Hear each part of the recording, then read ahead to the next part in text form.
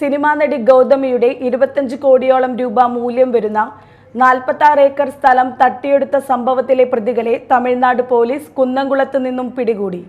തമിഴ്നാട് സ്വദേശികളായ അഴകപ്പൻ ഭാര്യ ആർച്ച, മകൻ ശിവ, മകന്റെ ഭാര്യ ആരതി, ഡ്രൈവർ സതീഷ് കുമാർ എന്നിവർ ഉൾപ്പെടെ 5 പേരെയാണ് തമിഴ്നാട് പോലീസ് പിടികൂടിയത്.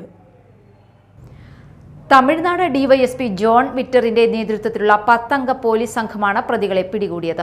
പ്രതികൾ ചൂണ്ടലിൽ വാടകയ്ക്ക് താമസിച്ചു വരുന്നുണ്ടെന്ന രഹസ്യ വിവരത്തിന്റെ അടിസ്ഥാനത്തിൽ നടത്തിയ പരിശോധനയിലാണ് ഇവർ പിടിയിലായത്. ഇവർക്ക് ചൂണ്ടലിൽ ഒളിവിൽ കഴിയാൻ സഹായം ചെയ്തു നൽകിയത് കുന്നംകുളത്തെ ഒരു പ്രാദേശിക മാധ്യമ പ്രവർത്തകനാണെന്ന് സൂചനയുണ്ട്. ശ്രീ പെരുമ്പുതൂരിൽ ഉൾപ്പെടെ തമിഴ്നാട്ടിലെ വിവിധ ഭാഗങ്ങളിലായുള്ള ഭൂമിയാണ് തട്ടിയെടുക്കപ്പെട്ടതെന്നും താനും മകളും വധഭീഷണി നേരിടുകയാണെന്നും ഗൗതമി നേരത്തെ പരാതി നൽകിയിരുന്നു. ചെന്നൈ പോലീസ് കമ്മീഷണർക്കാണ് പരാതി നൽകിയിരുന്നത്. പിന്നാലെ ഗൗതമിയെ വിളിച്ചുവരുത്തി പോലീസ് വിശദമായ മൊഴിയും എടുത്തിരുന്നു.